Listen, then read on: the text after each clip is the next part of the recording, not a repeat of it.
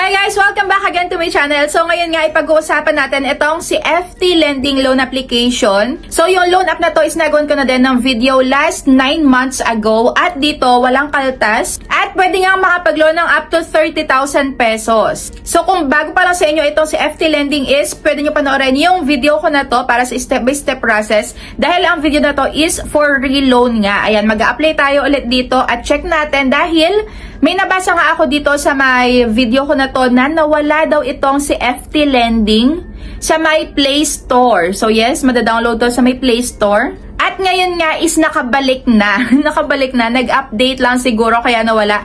At eto nga, ayan, mas pinaganda pala nila itong kanilang application. So ayan, kung excited kayo at nangangailangan kayo ng pera na walang makakaltas, gusto nyo, ayan, buo nyo matatanggap, ay panoorin nyo yung video na to hanggang dulo. Pero syempre, kung bago ka pa lang dito sa aking YouTube channel, ay wag mo kalimutan mag-subscribe at pindutin mo na din yung notification bell para lagi kang maging updated sa mga next uploads ko. At pwede kang sumali sa aking weekly community spotlight. Kailangan mo lang laging updated dito sa ina-upload ko at wag mong kalimutang mag-comment. So dito ko ina-upload yung mga winners din sa may Facebook page ko. Ayan, bago lang yan. Kaya ako naka-follow ka sa dati kong FB page is wala na yon. So ito na yung bago. Ayan, para updated din kayo. So ito na nga, dati 7 days lang itong FT Lending na to. At since then, hindi na din ako nakapag-apply ulit. So, ayan, buti na lang may nag-comment at, ayun, binalikan ko tong si FT Lending dahil hindi ko naman to in-uninstall. So, excited ako kung ano yung credit ko dito or loanable amount. Kaya, ayun, let's go na. So, ito na nga yung bubungad sa inyo. Ayan, 6 terms at 8 terms na nga. Syempre, check natin to kung talagang totoo. At ito na yung pinaka-homepage nila.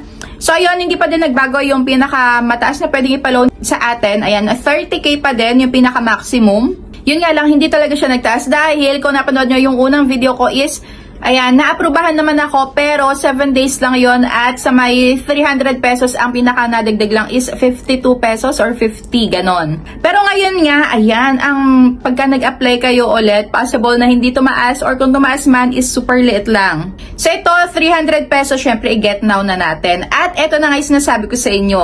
So dati, isang bayaran lang, pero ngayon, meron ng 1 term, 2 terms at every 15 days ang pagbabayad. Meron naman dito, okay, so in total is 127 days talaga. Ayan, check natin. So, kinlik ko nga itong pa-arrow down sa gilid ng loan terms at eto na nga. Kaya pala gano'n na total of 125 days, eto pala yung mga pamimilian sa ibaba. So, ayan, meron silang 1 term, isang bayaran lang, one-time payment. Dito naman sa may pangalawa, 2 terms, 2 bayaran every 15 days. At meron ding 4 terms. So, 4 na beses kang magbabayad. So, para sa akin is okay na din to. Dahil, ayan, hati-hati yung pagbabayad at choice mo na nga kung kailan mo babayaran. So, kung wala ka pang pambayad ng 15 days, pwede mong i-click itong 2 terms. At makikita mo na din dito sa baba yung pinaka-total cost. So, ang amount na marireceive ko ulit is 300 pesos pa din. Ayan, after 9 months, 300 pesos pa din kasi hindi ko naman nga laging ginagamit.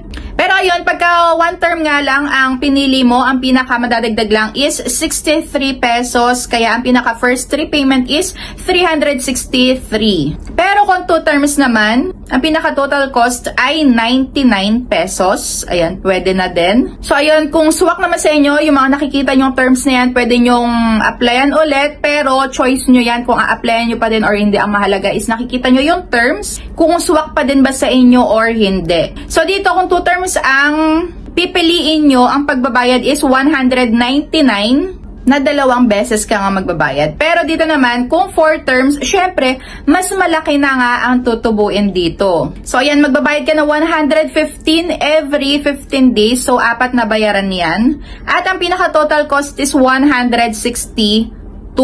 Yun na nga yun.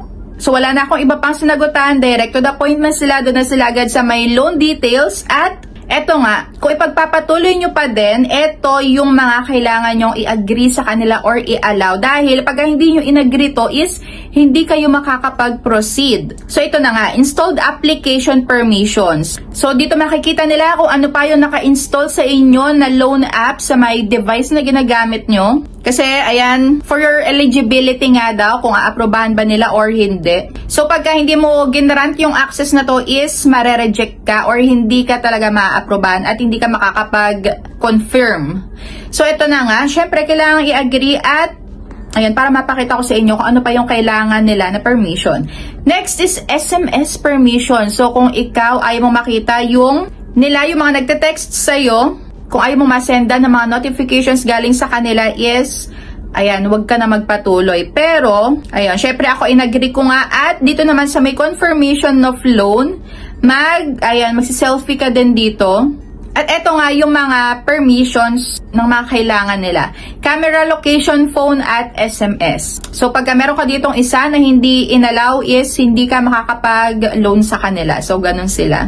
At ayan na nga, 363 ang pinakababayaran ko. So, mabilis pa din naman yung process sa kanila. Yun nga lang, nasa sa inyo talaga yung decision. Kung ayaw mo na ma-access nila yung laman ng phone mo, better na wag mo na silang loanan. Pero kung gusto mo pa ding itry, nasa sa iyo na yung decision na yan. Basta make sure mo lang na wala sila dyan ibang mababasa at ayun, i-limit mo lang yung nandiyan sa may SMS mo at sa may phone book mo at sa mga pictures mo. Dahil hindi nga natin alam kung ano pa yung iba nila ma-access sa may device mo once na i-allow mo yan.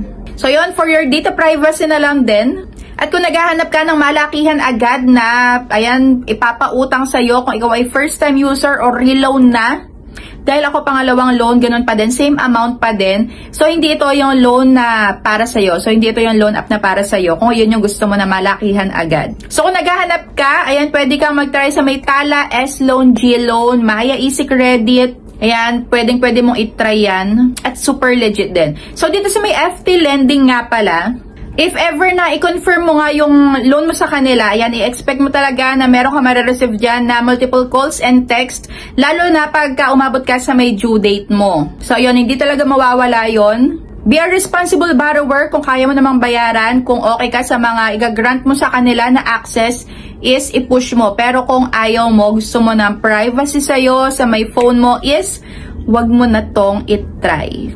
So, yun, mabilis lang naman din yung proseso sa kanila. Yun nga lang, maliitan talaga. So, that's it for today's video. Kung kayo na-try nyo na itong si FT Lending at nakapag-reloan na kayo, ilang beses kayo nag-reloan bago tumaas yung inyong credit limit dito. So, ayan, comment down below. At kung meron pa kayong gustong ipa-reloan sa akin or ipa-review na loan application, lalo ni mga bago lumalabas, is comment down below at re-reviewin ko yan para sa inyo. So, ayun lang. Thank you for watching and see you on my next vlog. Bye!